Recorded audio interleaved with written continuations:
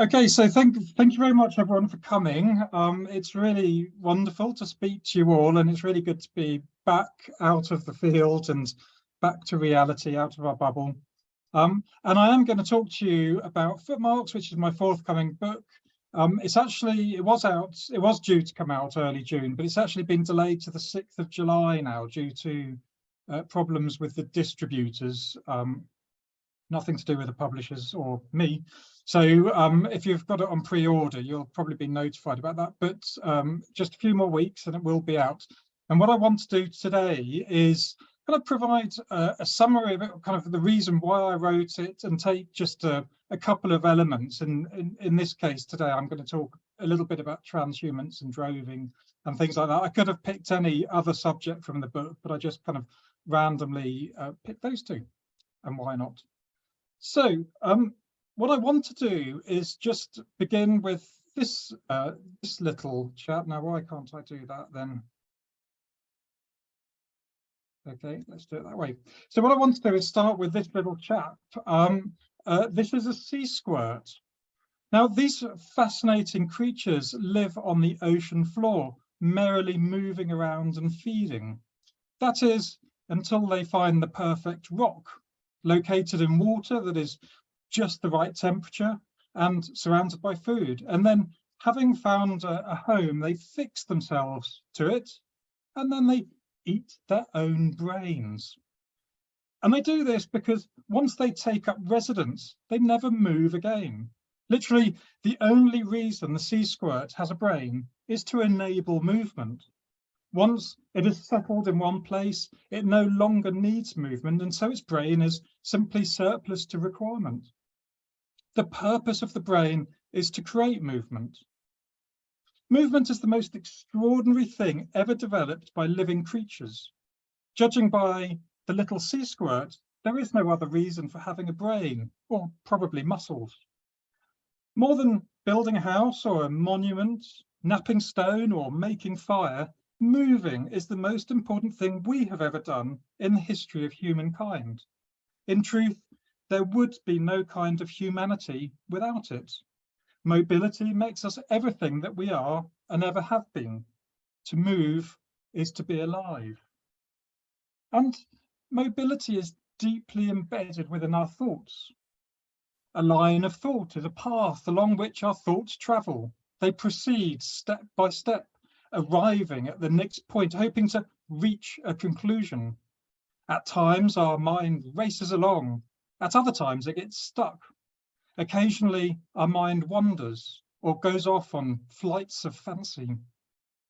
With a good argument, you can wrong foot someone and put them on the back foot, but best foot forward. And if you have one foot in the grave, you are likely to be on your last legs. Love is often expressed as a journey along a path too. Relationships can go far, couples gravitating towards one another with no turning back.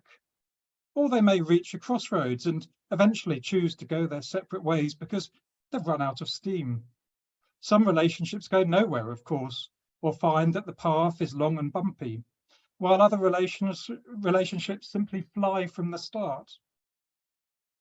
In many societies, time is also conceptualized as moving, with the future normally understood as in front of us while the past is behind. We face forward towards the future. We look forward to some things, Christmas perhaps. Time is coming or long since gone. It also flies if you're having fun, but we don't want it to pass us by. Movement pervades our entire conceptual system, leaving this long trail of metaphorical language, and is used to grasp abstract concepts such as love and time. We experience the world through bodily motions, and we learn about the world and the things in it through movement. Walking as thinking has a long history, traced back to at least the peripatetics of ancient Greece. The Greek sage authoritatively walking up and down a length of colonnade or a grove of trees followed by his pupils may be a bit of a caricature with no basis in reality, but in Greek the verb peripatein means to walk as well as to converse. It is suggested that Plato taught while walking, and Aristotle may have similarly owed his name Walker to teaching on the hoof. Numerous philosophers have invoked this Socratic tradition. Jean-Jacques Rousseau declared that he could only think when walking. In his book, Reveries of a Solitary Walker, he describes his walks as flights of thought. Immanuel Kant undertook walks around Königsberg with such regularity that he was known as the Königsberg Clock. His route through the park was later named the Philosopher's Walk. Friedrich Nietzsche actually believed that walking produced better ideas. Only ideas won by walking have any value, he asserted in Twilight of the Idols. A similar walking philosophy can be traced through many of the Romantic period writers too. Henry David Thoreau, to take one example, was a heroic walker, and the author of the first philosophic treatise on it, simply called Walking. Famously, the poet William Wordsworth walked compulsively, composing his poems while his lyrical feet stepped out the meter. Charles Dickens would similarly also plot his novels on foot, often during long sleepless nights as he tramped the dark streets of London. And having a good understanding of past mobilities lies at the very heart of archaeology too. It allows us to discuss the movement of people, ideas, objects, and information from place to place, from one person to another. We can see movement by the artifacts we find, working out where they came from and comparing that to where they ended up. And mobility obviously figures highly in discussions of isotope and ancient DNA analysis. The Amesbury Archer is a premier example of this. In this early Bronze Age burial, we can see that not only did many of his grave goods come from distant lands, travelling far and wide, but so did he. A study of the isotopes within the enamel of his teeth tells us that he grew up in continental Europe, in the regions around the Western Alps, but ended up being buried at Amesbury, not far from Stonehenge. We can also see mobility in the skeletal record. Regular movements change and shape our bodies. Far from being a fixed structure, the skeleton is plastic and moldable, imperfect and breakable, vulnerable to disease and decay, and mobility scores itself into the body. Different habitual actions over a person's lifetime put strain on the skeleton. As a result, new bone tissue is preferentially added to the shafts of the bones under strain, changing their shape so that they can withstand the load. People who regularly walk or run have thicker lower limb bones, while those who use their arms a lot have more robust upper limbs.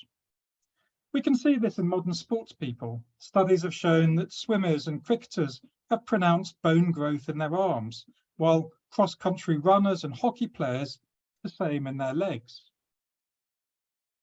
If someone uses one side of their body more than the other, this will lead to asymmetric bone growth. Tennis players, for example, have considerably thicker bones on their playing side than their non-playing side. It works both ways, so that decreased activity leads to bone loss and more gracile bones. For the archaeologist then, the body can provide insights into past repetitive movements.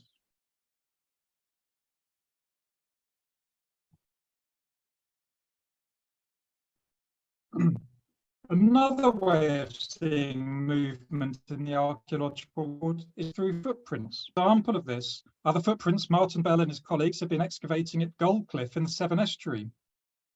These date to the Mesolithic period, around 7,000 years ago.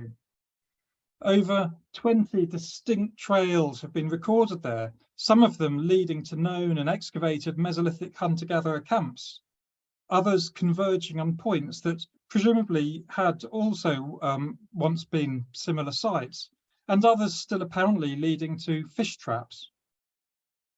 Many of the printmakers are children, some as young as 4, showing that even the young were venturing out into the muddy estuary and contributing to community life. My favourite of these are a pair of children, one 3 or 4 years old and the other a few years older. And you can see the youngster's footprints dancing around the older one who's walking in a more sensible manner. Eventually, I think the older child gets slightly annoyed with the younger because the younger footprints disappear altogether. And at that point, the older ones get slightly deeper, suggesting that they've just picked up something heavy, quite possibly the youngster. But anyway, from these tracks, we can record the length of their stride, as well as the pace at which each person was walking. The faster they ran, the further apart we find their footprints. A slow and steady speed leaves regular footprints close together. From the size of their feet, we can say a certain amount about their age and body size. We can see similar in older examples too. The best known comes from Laetoli on the southern margin of the Serengeti Plains in Africa.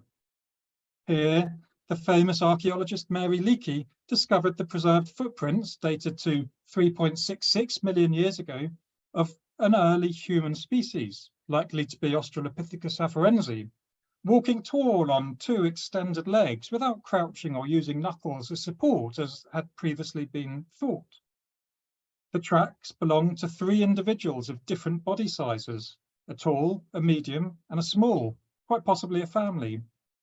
The smaller one walked, limping, alongside the larger, while the middle-sized one walked behind, carefully and delicately stepping within the footprints of the tallest.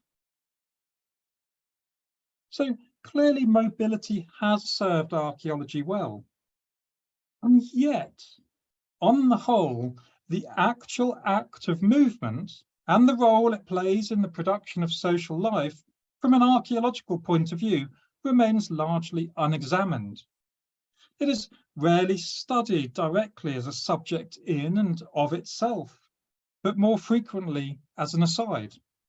And frequently when mobility is discussed, it is framed in highly rational terms, such as discussions surrounding optimal foraging strategies or nomadism and sedentism. It is framed as cost and benefit. Mobility strategies are chosen logically for their functional practicalities. It becomes an involuntary and behavioural reaction rather than a core component of their social world.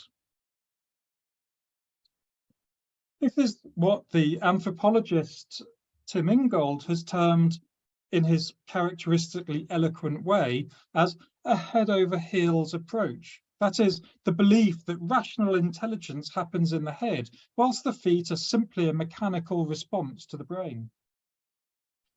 This is perhaps because mobility is an intangible subject to study, and archaeology deals poorly with the fleeting, with the exception of those footprints. It deals poorly with the movement and displacement of people, objects, information, and ideas. Mobility lacks a presence. Place, on the other hand, does not. It is reassuringly tangible. There is something that one can see in the ground and excavate. And archaeologists like to have sites that they can draw lines around, bounding and territorializing them. We study sites, buildings, and monuments, that is, neatly bounded places. By studying only the site, however, bodily movement is removed from discussion and a stillness is imposed on the past. Even when the movement of people or objects is identified, it is the place they came from or ended up that is highlighted, rarely discussed to the movements in between. Too often, we describe the movements of people in the past as if they were all essentially robots marching rationally and impassively across the landscape. Having worked out a route people took, we make maps that resemble the opening credits of the television series Dad's Army, with long arrows pointing to where people came from and where they went to. Place is always the starting point, not mobility. We prefer fixity rather than flow.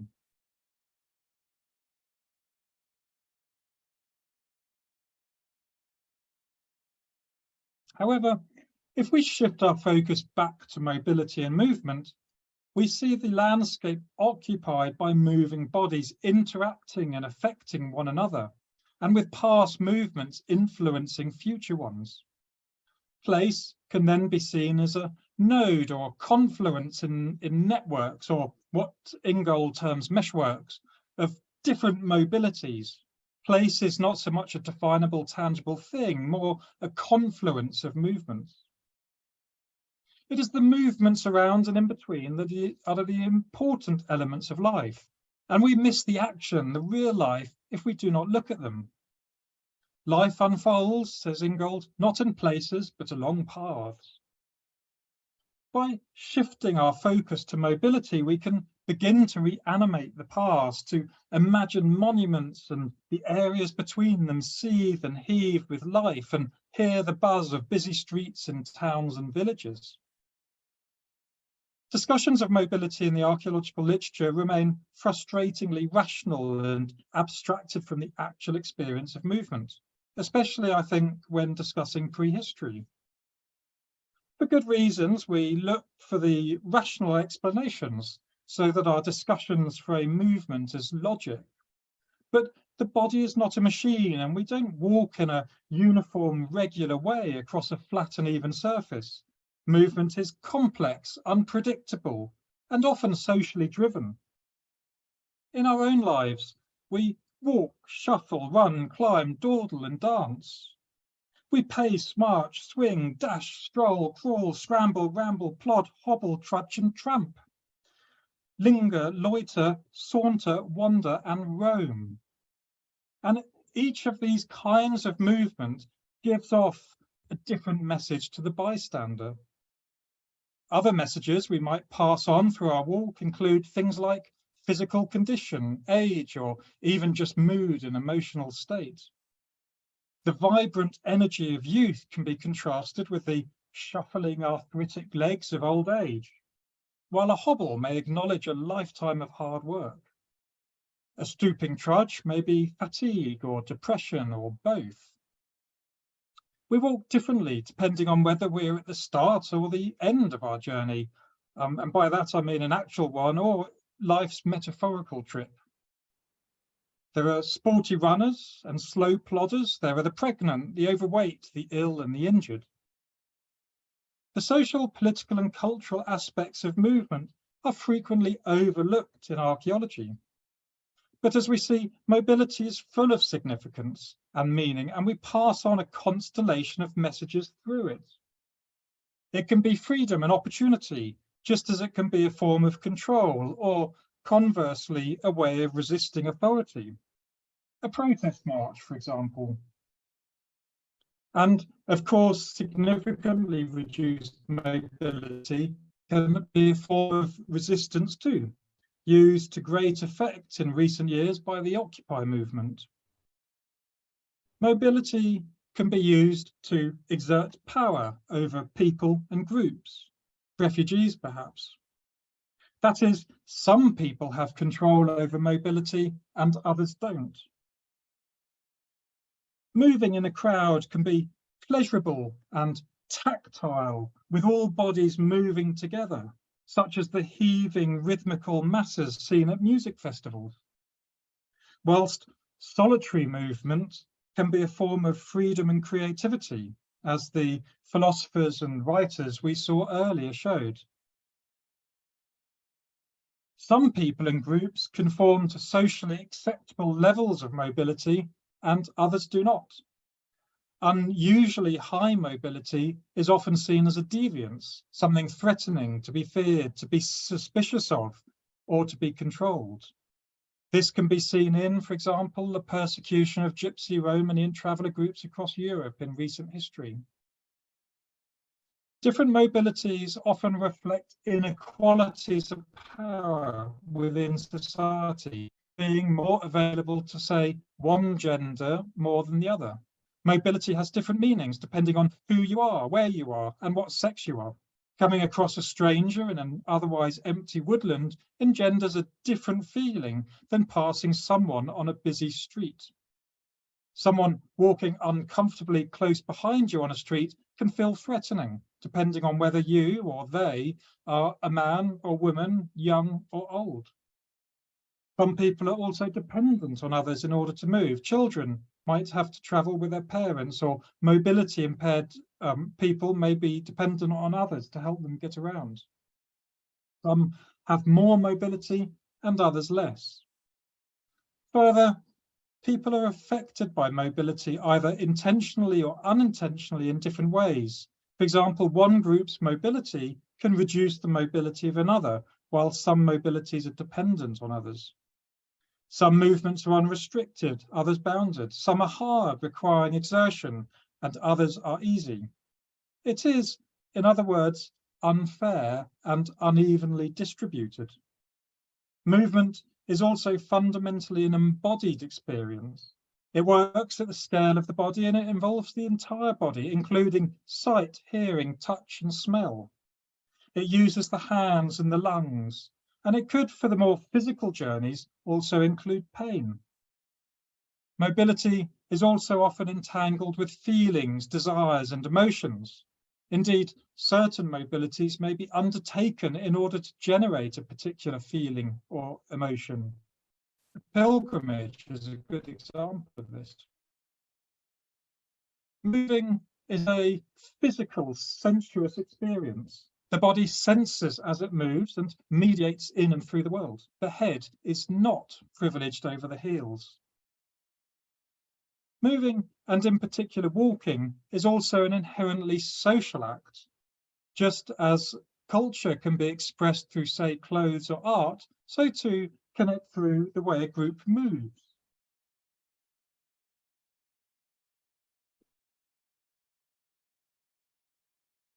As the French sociologist Marcel Mauss pointed out in a famous essay, all bodily techniques, including walking, vary according to cultural and local conventions. People also frequently learn and practice additional ones according to age, ethnicity, class, gender, sexual orientation, circumstance, and choice. People move culturally and according to their environment, and it is framed differently by diverse groups in separate parts of the world and at a variety of times in the past. My walking as a white Englishman is very different to the way someone might walk in, say, Japan or Jamaica. Individuals too can express themselves through the way they walk. As the famous philosophizing Gibb brothers, collectively known as the Bee Gees, put it, "You can tell by the way I use my walk, I'm a woman's man, no time to talk." In archaeology, we tend to forget about people strutting like John Travolta. And I love this film, but I also love the opening sequence of this film, because the camera, for anyone that has seen it, the camera remains fixed on John Travolta's feet, his feet walking down the street. You can tell that he's got the walk of coolness. He's got dancer's feet.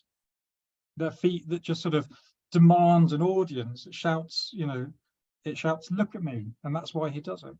He actually admitted later on that it was a carefully affected walk learnt from his Brooklyn school days.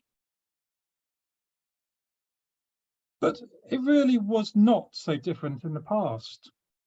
For Romans, walking was an ambulatory performance, and by their movement through the urban setting, they could advertise their status through motion. As the Roman philosopher Seneca remarked, "We do not walk, we parade." The way one walked was of importance to the Romans and separated men from women and free men from slaves. Elite males were expected to exhibit self-control and decorum in their bodies. Indeed, their gait justified their social status as much as conveying it. Young, freeborn men were trained to walk the right way, to acquire the skill. The speed at which one walked at was also important. Slaves ran, but aristocratic men didn't, because they wanted to reflect a cautious and considered persona. They didn't linger either, in case they appeared feminine. Seneca writes, "The sage does not need to walk timidly or one step at a time, for his confidence in himself is so great." And as for Roman women, well, gait should be graceful but not ostentatious. Ovid set out the extremes to avoid in his poem The Art of Love. The dainty woman swings her sides artfully, taking in air with her flowing tunic, and she haughtily takes measured steps. Whereas the uncultured woman plods like the sunburned wife of an Umbrian farmer and takes huge straddling steps. The ideal for Ovid lay somewhere between these two. Certain architectural features in the Roman villa provided settings for intellectual conversations, encouraging the movement of both body and mind. Gardens were private spaces that choreographed movements through colonnaded walkways and garden paths so that the householder could have ambling conversations with guests. The rhythm of walking shaping the rhythm of talking and vice versa. The same idea of a set of choreographed movements could be seen in medieval and Renaissance formal gardens. Here, designed landscapes represented carefully contrived settings in which people moved along a set of staged processional routes where views were manipulated and people admired the intended composition and symmetry in front of them. The views of the castle or residence were carefully unveiled to the visitor, stage by stage, to create a spectacle. The form and layout of these gardens were deliberately designed in order to guide movement. And set apart from the humdrum activities of everyday life, gardens provided a different space to move around in. Complex walkways provided for promenading conversations and amusing banter, for flirtation and whispered confidences amongst the shrubbery and away from the prying eyes and ears of the household. Tunnel arbours and pergolas provided shade as well as seclusion for visitors to sit in quiet contemplation or for coquettish dalliances. Indeed, pleasure gardens were often associated in medieval art and literature with courtly love. Gardens were invested with complex meanings and symbolisms, and appreciation of them required knowledge of the proper way of moving around them. This form of movement is the embodiment of structured, ritualized movement.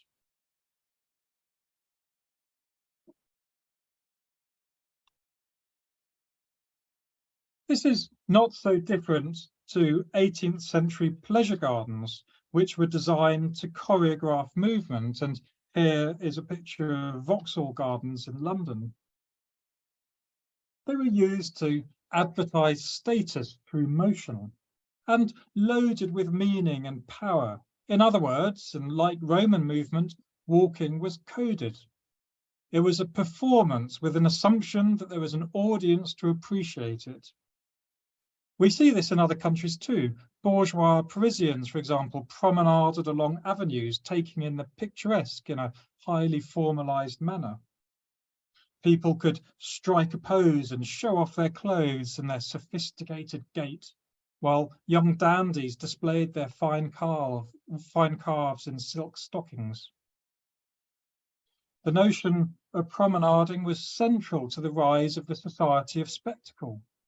Verbs such as to stroll and to saunter, which had previously been associated with the vagabonds, could now take on an air of respectability. Much like formal gardens, some prehistoric monuments structured movement. Causewayed enclosures, henges, and timber and stone circles contain within them some form of structured movement. Here in this example, we have the Neolithic stone and timber circle of Woodhenge in Wiltshire. By analysing the formal deposition of artefacts within the monument, archaeologist Josh Pollard suggested that a sense of the movement through and around it can be determined. Clearly, there were rules to moving around this monument. the stone and timber settings regulated and controlled movement. In a sense, this and similar monuments were coded spaces, much like royal palaces or the gardens we've just seen. And of course, structured movement like this also means some people were restricted and perhaps excluded. In other words, it created a hierarchy. Clearly, movement around at least some prehistoric monuments was structured and choreographed. The architecture ordered movement and directed people, but it also controlled and restricted access and movement. Many of these themes, performative, meaningful, and gendered mobility, are exemplified by the act of going on a pilgrimage. And indeed, many of our historic monuments may have actually originally been created as pilgrimage centres. The figure of the pilgrim is certainly an archetypal image of someone on the move, and pilgrimage was a significant reason for journeying in the past. A pilgrimage is characterised by movement, sometimes formalised, to and from sacred places that serve a wider community. It's not an everyday movement like hunting, gathering, or commuting, but a special occasion, generally planned well in advance. And it tends to be movement between states of being, both physical and spiritual. In that sense, every part of the trip has heightened significance.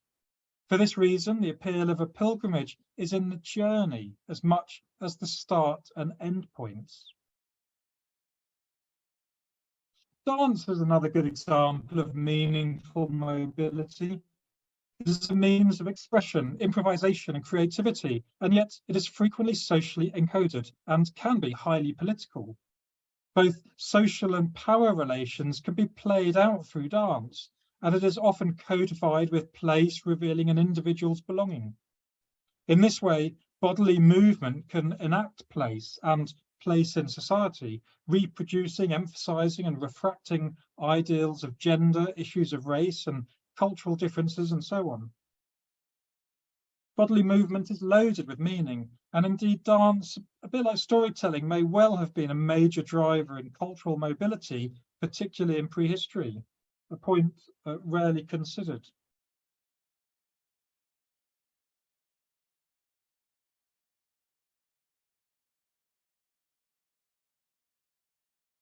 If a route is used by the same groups often enough for a specific purpose, it can take on associations with them. Pilgrimage routes, as well as paths and roads to churches, religious shrines, and other places of importance, sometimes took on the association with their destination and became themselves sacred, ceremonial, or ritual. Corpse roads are a good example of this. These were used in the medieval and later periods to transport the dead, along with any funeral party, to the nearest licensed burial ground, which in remote areas could be some miles over the countryside. One last journey before the individual's final resting place. And as a result of this association with the dead, these roads tended to accumulate special significance in folk tales, with stories of ghosts and processions of spirits moving along them. Crossroads seem to have always been interesting places too. Markers and crosses and statues of saints were often placed at crossroads in the medieval period as landmarks for travellers. The places where traffic converges is clearly a good spot to advertise certain messages and reach wide audiences. Execution sites were also often located at crossroads. We can see this with the famous Tyburn gallows in London, which existed from at least the 12th century through to the early 18th century at the junction of two Roman roads, now Edgware Road and Oxford Street. Criminals, deviants, and social outcasts were sometimes buried at crossroads, and it's not surprising that crossroads also attracted stories of witches, ghosts, and magic. Suicide victims were also sometimes buried at crossroads, generally after the body had been dragged through the streets and mocked and sometimes even staked through the heart. Remarkably, this burial practice continued up until the Burial of Suicide Act of 1823, when it was abolished. Burying people at crossroads acknowledged that these were liminal spaces where journeys changed directions and decisions must be made. The spirit of people buried there would, it was hoped, be puzzled into indecision and therefore immobility. Paths and routeways are themselves social spaces that channel diverse groups of people where they could mingle and meet as they moved, in both the imagination and in real life. Being on a path, a trackway or road provided a different space, a space in which other things could happen. It provides time outside life, in which social norms can be bent and twisted, daily rhythms and routines changed. These changes provide opportunities for different ways of existing, for exploring inadequacies in normal routines. Travelling on the road allows one to view the world in a different way, to reimagine it. Familiar networks such as family, community, faith, or tradition are loosened on the road, while at the same time, bonds between travellers can be strengthened, joined by their shared experience of travelling together. This was especially true for routeways used for transhumance. Transhumance is a word that in every way embodies movement, derived from the Latin trans, meaning across, and humus, ground. It describes the practice of moving farm animals on a seasonal cycle from their winter location to a summer one, either walking them from the fertile valleys where they spent the winter to high summer pastures, or between coastal salt marsh and inland grassland. This type of movement has been practiced around the world for thousands of years and still is in some places, such as the Alps or the Scandinavian peninsula. Until recently, it was very common in the British Isles in certain areas, continuing into the 20th century in the western regions of Ireland, and even to just after the Second World War on the Isle of Lewis in Scotland. People moved with their animals, usually heading off in May, returning sometime in November, traditionally from May Day to Halloween, although there was considerable variation. It was often young women and girls, and sometimes boys too, that travelled with the beasts and lived on the summer pastures with them, milking them twice daily and churning it into butter. Obviously, some form of accommodation was required, and a great variety of herders' houses were once visible across the British landscape. In the north of England and Scotland, these were known as sheelings, while the lowland winter settlements were wintersteads. In Ireland, the herders stayed in boolie huts, and the practice was known as boolieing. For the young people living away from home in remote landscapes must have been akin to entering another world, a state where different rules applied and where individuals were outside the regular rhythms and routines that controlled normal life. Solitude and simplicity could no doubt be found during this time and may have represented something of an antidote to routine life. But at the same time, opportunities for social expression arise when diverse people get together. And in this other world and away from the constraints of home, individuals could experiment in social expression and have a greater sense of freedom to discuss intimacies and taboo subjects, or challenge traditional hierarchies. Away from their homes and parental control, youths could do what young people have always done, or at least tried to do. As described in this mid-19th century account of transhumance in County Donegal, while young women stayed in bullies, occasionally the young men came up from their neighbourhood far away, and they had a nice merry night with their own music and dancing and fun. Transhumance clearly allowed young women and adolescent girls the opportunity to have a good time and enjoy themselves with boys, singing, dancing, and playing games in the evenings. No doubt romantic encounters happened too, and hints of these can be found in contemporary folk songs and in 13th and 14th century Icelandic sagas. These sunlit uplands allowed a certain amount of freedom for teenagers and must have been something of a rite of passage. It seems to me that life is poorer for the loss of this, a loss no doubt caused by the wider processes of enclosure. We shouldn't underestimate the importance of transhumance to social life and the way it would have strengthened bonds between people that probably lasted a lifetime. There is another aspect too. These upland areas were liminal spaces, separate from everyday lives, and that liminality, like crossroads, could easily become associated with supernatural events. Many are folk stories associated with sheilings and boolies. In the Hebrides in Scotland, the story of the sheiling of one night was often told or sung around a fire. This story changes depending on who is telling the tale, but it generally involves a being of some sort, a beast, a fairy, a kelpie, or an old hag, tricking and murdering the sheiling's occupants. Similar stories of booley sites in Ireland tell of encounters with hags that can transform into hares and steal milk, or curse people living in the booley huts, and of strange and dangerous men who abduct young women and take them away as their brides.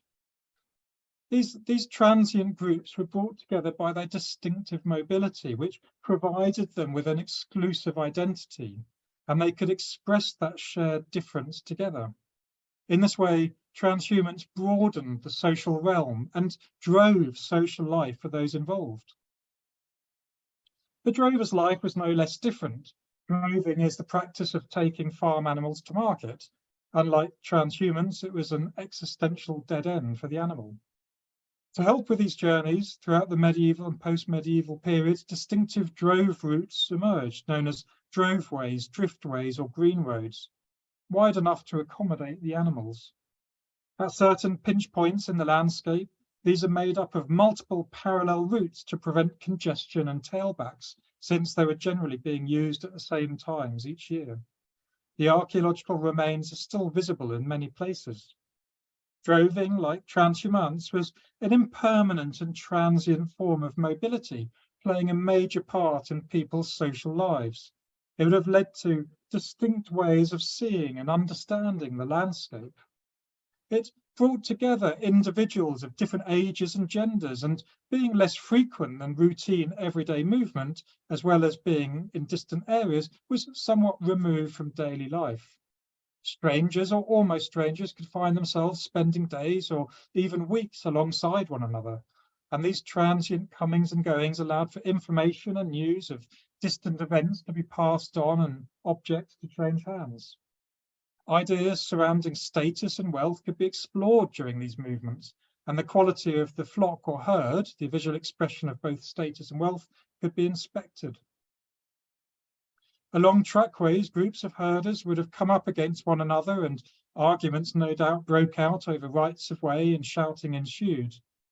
Rivalries and squabbles over animals or common land could also be thrashed out in these meetings, while new friendships and relationships beyond the household and immediate community could be forged. Others too would have travelled these routeways, friends and family, lovers and partners, while news and goods spread along them. Far from static, passive spaces, these routeways were the very stuff of life. Being on the road and somewhat outside the normal rhythms of life has its problems too. People have always been vulnerable on the road. There were dangers from wild animals or thieves or highwaymen, while gender inequalities and sexual politics may come to the fore on the road. For drovers, their destinations were markets, and so these too were gathering places where people met and friendships were renewed. And markets still tend to have more than a little air of festivity about them. Routeways are hubs of activity. They are mobile gathering places, and we inhabit them in motion. They are designed for movement, places of physical mobility, nodes of desire, and connectors of different places and distant lands. They are more than simply functional marks on the landscape. Routeways and mobility more broadly shape how the traveller thinks, perceives and interacts with the world around them and helps form their lives. They create certain views which structure how a person or a community understands their surroundings. Despite their obvious association with movement, when viewed as history or archaeology, paths, tracks and roads tend to be seen as passive, static artifacts. They are anything but passive, though. They act on people as much as people act on them. They have agency, structure our lives, and are a critical part of our lived space. A path or road is not just a means of getting from A to B, it is a place in its own right.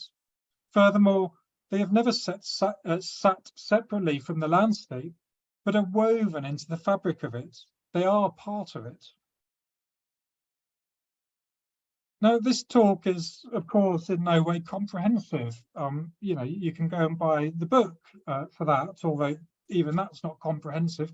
It's a vast subject. But hopefully I've said enough to show that ideas about and practices of mobility have always been variable and inconsistent. Mobility is not simply movement, but embodied movement, potential movement, free movement, restricted movement. And it is made up of economic, social and political relations. Movement is an essential part of our lived experience.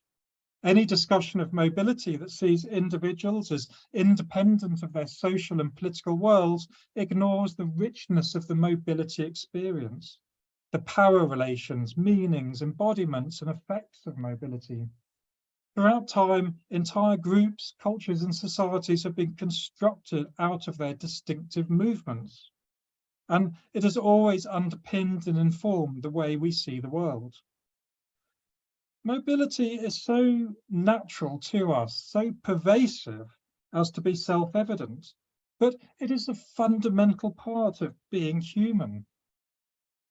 And for this reason, we need to refocus our view of the past away from frozen places and stock-still sites to movement and mobility.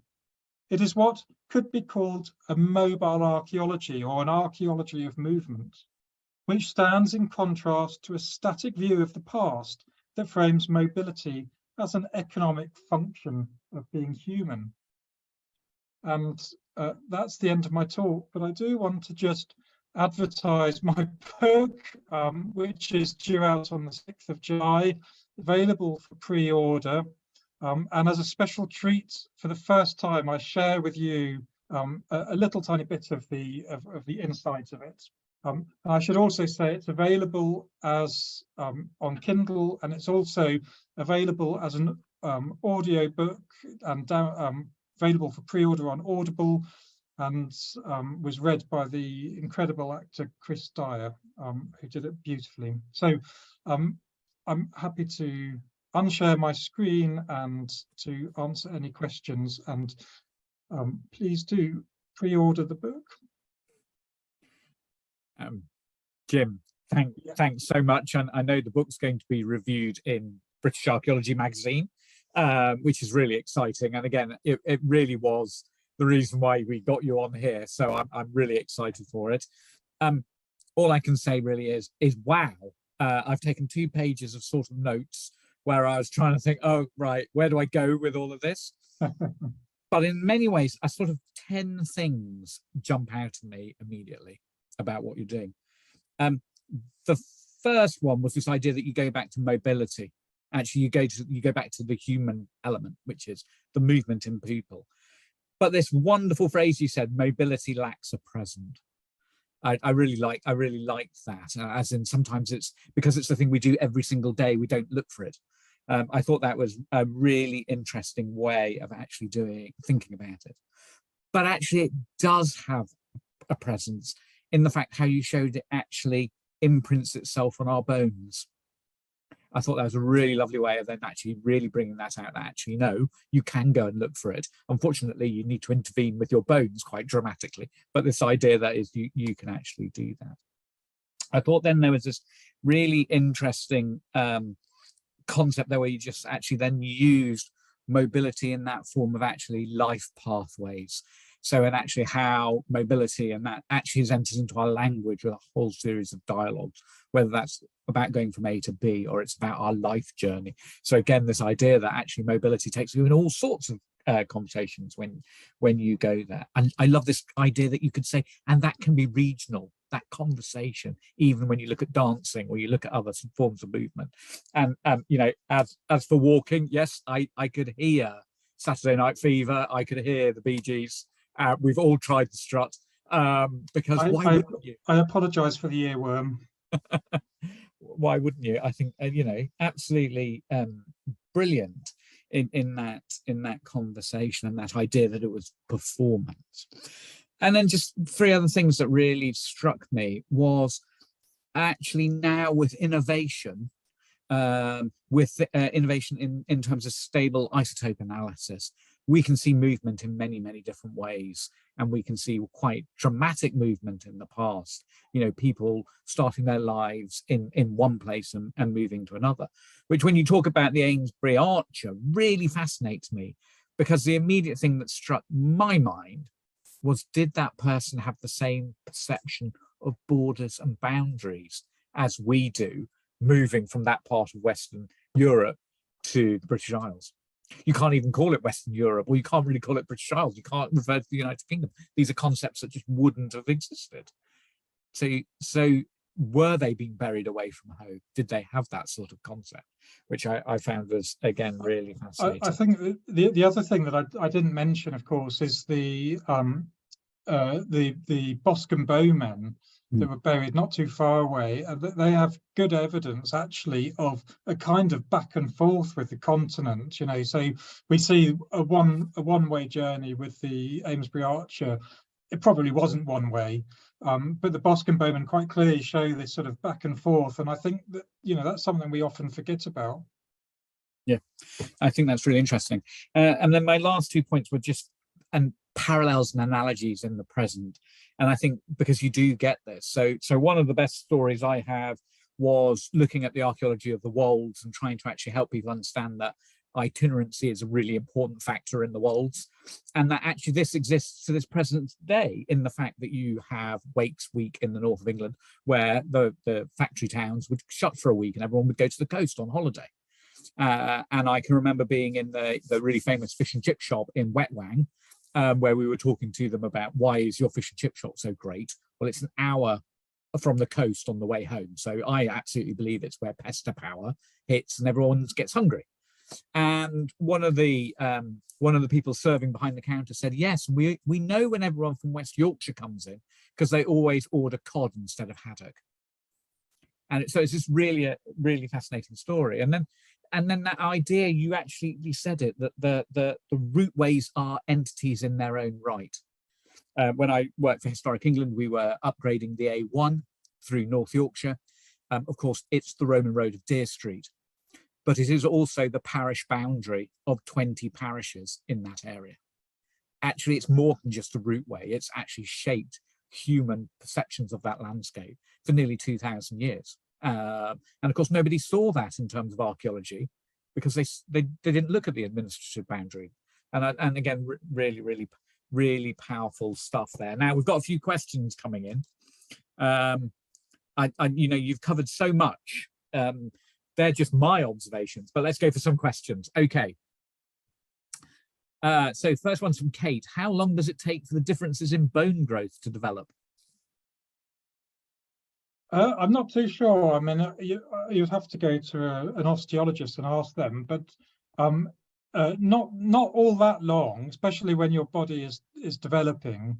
You know, I excavated a Bronze Age skeleton a few years ago from the Vale of Pewsey in Wiltshire, and he was only 14 and a half years old when he died, but already you could see really significant changes in his bones.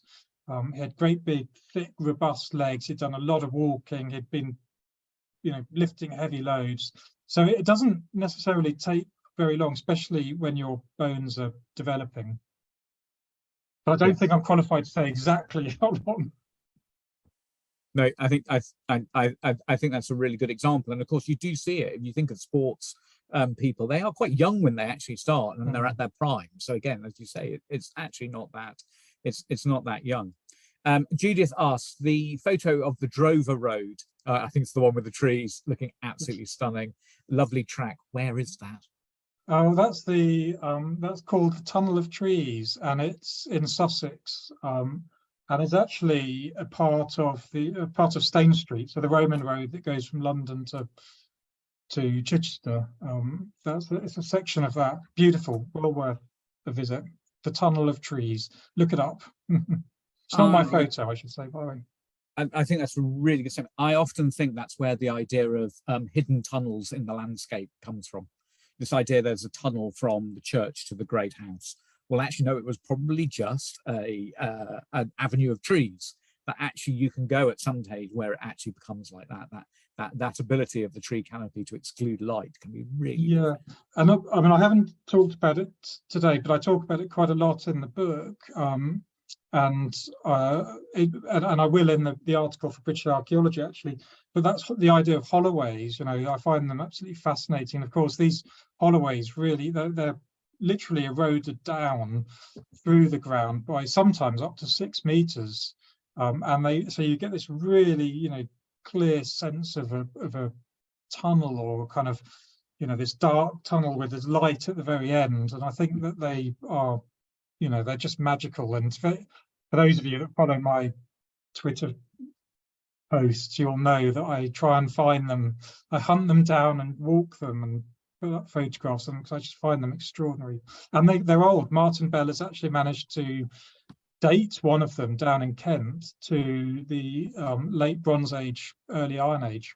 So some of them can be thousands of years old. And incidentally, something that you mentioned, Neil, is trying to get Historic England or any other heritage agency to schedule them and take them seriously as a historic monument, and they are monuments, they're truly monumental, is really difficult. So I searched, I cannot find, out of the 20,000 scheduled monuments for England, I cannot find a single one as a Holloway, just as a Holloway. You get Holloways as part of scheduling of something else, sort of in fossilized next to a castle, but as no one said, look at this amazing Holloway, we'll schedule it and no one should touch it.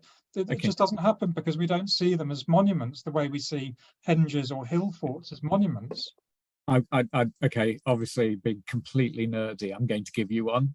Okay, which is the Magna Via on the way to Halifax. Okay. Over the hills, so there's that, but it's only there because people thought it was a Roman road to start off with. Yeah, so it's really interesting about the reasons why you actually get them. But I totally agree, and I think that's really good point. It's really, I mean, obviously there's been a lot in the newspapers about it recently because Natural England have started a project to look at them, and it just really fascinates me that it's Natural England and not Historic England that's doing that work. Yeah, no, I think that's a really good point. So, which leads lovely onto Gemma's question, which is what first drew you towards drawing parallels between archaeology and movement? Any particular ideas or sites? So I've always been a big walker. I've always walked, so I've walked through my own personal problems. When I've gone through mental health problems, I go out for a walk. When I have experienced intense grief, I walked it off. And obviously you don't walk these things off, but it alleviates the pain. So walking has been a way of life for me from a really young age. But I came to it actually weirdly when I was writing about place, and I was writing about the Mesolithic occupants of what we call Doggerland. These, the area underneath the North Sea, between Britain and the continent. And I was writing about place, and I just kept coming back to movement, and then this sort of, starting to engage with. In other social sciences like sociology, geography, anthropology, they've been talking about mobility for decades. There are entire journals dedicated to mobility. Archaeology has missed that out, and I kind of stumbled across this vast literature, and it was just a whoop, you know, it just knocked me sideways. And I've been utterly obsessed since, and I've been publishing, you know, articles where I can and editing volumes on it. But yeah, so it's that's where it came from actually originally. Yeah, no, I for me, as you know, I do a walk every year now that I started doing, and I call it walking and talking your way, which again is this process of actually there's an element of mental health in there as well, but it's also about me making a very clear statement that I don't know everything about everywhere, and so I've got to go and walk someone else's way. I've got to go to their place, and ultimately you've got to listen to what they're talking about to really understand how that place ebbs and flows and what that actually means. And I really enjoy reading your walking and talking bits in the British Archaeology that you've started to do. Okay, Cam now has a question. Do you have a favourite pathway and why? Well, it's got to be Holloway's, and my favourite at the moment is one near me, simply because I walk it every single day with the dog, and it's from my sleepy little village in North Yorkshire down to another sleepy little village called Sennington, and we walk it and we absolutely love it, and it's the place I go to. No one else goes into it. It's tangled and overgrown and no one knows it exists, and I go there, you know, I go there regularly. And when I first moved up here and I really struggled, and of course, you know, you can't, you know, I have kids, I didn't want to be struggling in front of them. I actually just went and sat in this Holloway, and you know, it sort of embedded itself deep inside my heart. So that's the one that I go to, but everyone's will be different. And I love the changing, you know, I love the changing, the sort of diversity of the plants in there and the way it changes. Brilliant. Yeah, I completely agree with you. Right, we've got another real cracking technical question here, which is from Kate. Is there a way in which we can help to have Holloways registered as scheduled monuments? Well, I don't know. I think if that's something that can come out of my book, then I think that would be, you know, a huge, or even if the book can form a germ of an idea that we can then all get behind, I think that would be a wonderful thing. But I don't know how to do it, but I'm open to ideas. Maybe just people power, maybe, you know, I don't know. Okay, so I'm obviously being a complete ex-inspector of ancient monuments. There's possibly one technical challenge in that it could be argued that Holloways aren't actually constructions. Well, so they're actually to meet the criteria of rescheduling.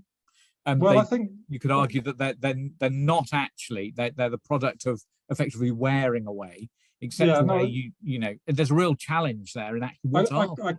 I completely get that, and I completely get the challenges. I mean, you know, to me, there is an element of building up actually, because field boundaries often come up to the Holloway, so you get lynchets forming along the sides, and that's exactly what Martin Bell has been dating to show the age of them. But to me, I mean, so they're worn down rather than built up, but they're worn down by millions of feet over thousands of years. To me, that's far more monumental than a construction of, say, a motte that might have happened over a period of weeks by, you know, a few hundred people. So to me, they are much more monumental, and I think we need to change our definition of monument if they don't fit into that. The other thing, of course, is that they because they're long and linear, they tend to run over multiple landowners' land, and that comes with its own challenges. But you know, I don't think that should stop us from doing it. Don't worry, I'm playing devil's advocate here, and I don't work for Historic England anymore, so I can let all these secrets out of the bag, so to speak. Yeah. So for me, what I find really fascinating is what you're actually talking about are the arteries and veins of our landscape. You know, that's really what it is, yeah. And for me, actually, the importance is getting people to walk along them, because then we become the blood and the oxygen that pumps along it, right? And these things don't have meaning unless you walk along them. So again, what's really interesting is scheduling the solution? Actually, is it actually better to get people to start writing about them, talking about them, and understanding and recognizing them? and using them, because actually it is the tread of many thousands of feet over hundreds of years that actually has sustained them in that sort of way and actually created them into what they are. So you've got to keep walking them because that's their meaning. And again, what I find really interesting is a lot of the time with the routeways, of course, walking has changed. It goes back to my analogy about why was the A1 the parish boundary. Well, when they did the A1, they discovered that not one single public footpath crossed the A1 because, of course, as parish boundaries, they didn't need to. They only crossed where the roads were.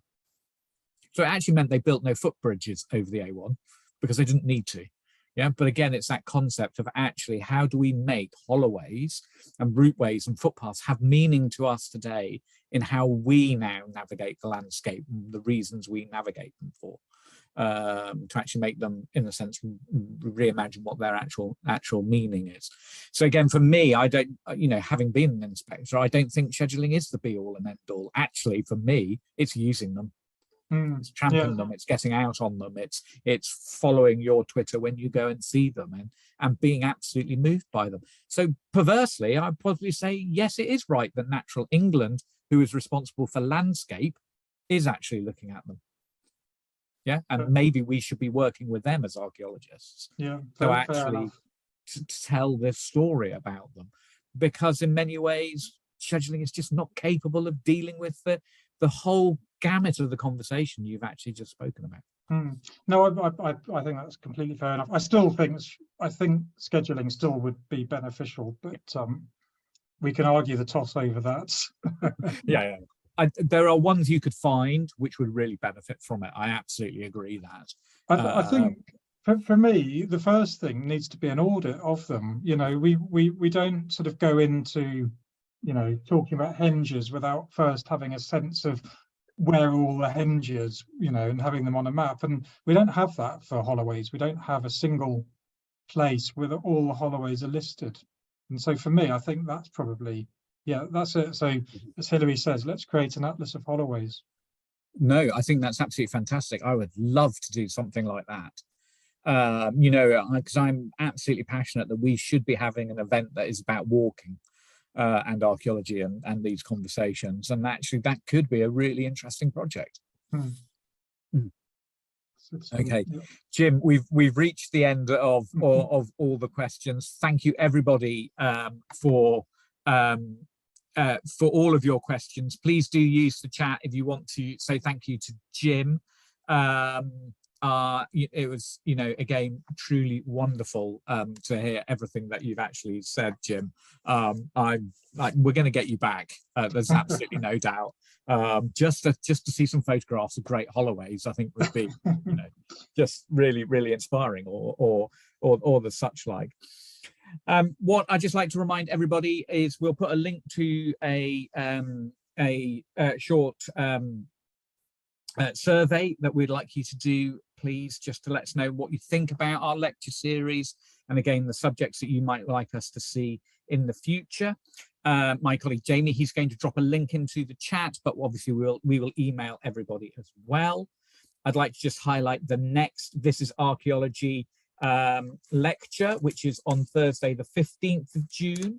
Its title is We Dig Carrai, Cardiff's Hidden Hill Fort and the Power of Community Archaeology.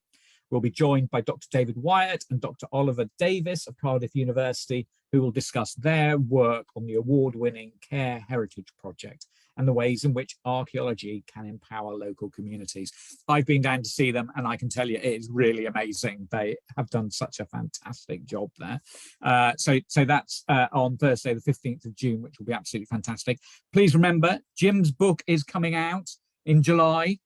Definitely pre-order your copies and get it on Audible, because it's great when you actually listen to some of the nuances of these books. So please do that. Finally, thank you again, Jim. That was really fantastic. There are a whole stream of messages in the chat, which is great to see. So thank you, everyone, for that. Just remind one or two people saying the internet was a bit unstable. The presentation will be put up on the CBA's YouTube channel for members So if you want to watch it again, you can do in the future, which is absolutely fantastic. But for me, for now, it's just to say thank you to everybody. Jim, everyone's really loving it. We'll get you that chat, don't worry. And to say thank you, Jim. Thank you to everyone else. It's a webinar. When we turn it off, everyone, I'm sorry, it just shuts everything down. So Jim, it was a real pleasure. And everyone, safe travels back to the next room in your house, and think about moving there as you do. Thank you. Thank you, everyone. Good night. Bye.